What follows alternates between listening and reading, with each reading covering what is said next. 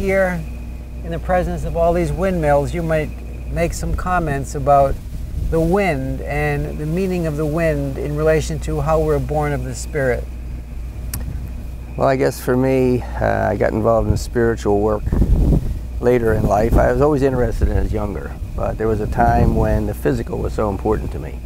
You know, my speed and my looks and my successes or my failures, how I compared to other people, and what you could see, you know, in the physical.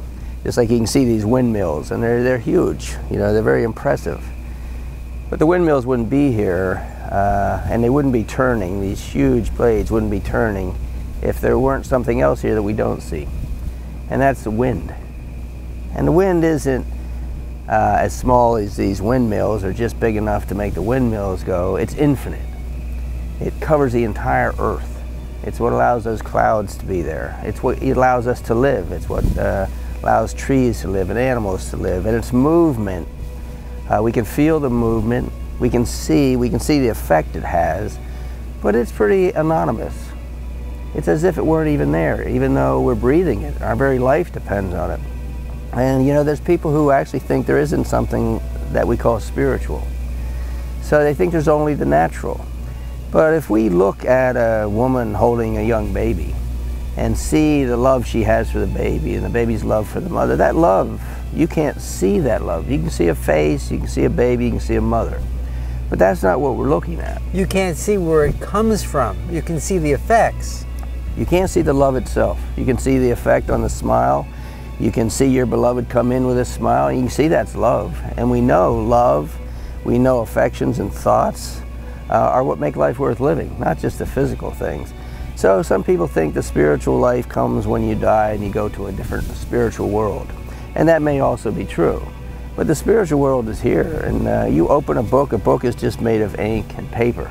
And you open it, and when you start to read a story, the story you read, the plot you read, all of that isn't taking place on the page. It's taking place within you.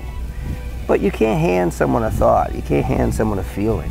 So when we're talking about work, spiritual work, we're talking about working with thoughts and feelings to get to the best of the thoughts and the best of the feelings. And there's certain feelings which are negative and heavy and separate people. And those are the feelings that are centered on me and concerns of myself.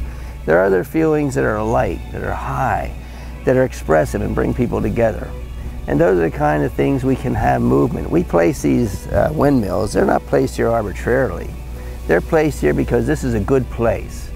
And what we're trying to do in spiritual work is to find a good place to be, so that what we can't see but we can feel and animates our life can give us that power and give us that energy. And it's not just giving power and energy to have these things go around. That power is going somewhere. It's lighting a house, it's warming a house, it's warming a child who's cold. So that's the same with God's love. We can't see it. We don't know where it comes from or whence it goeth, but we feel it. It's our very life. Yeah. And that very life is the power of God coming through us and generating through us to go out to others.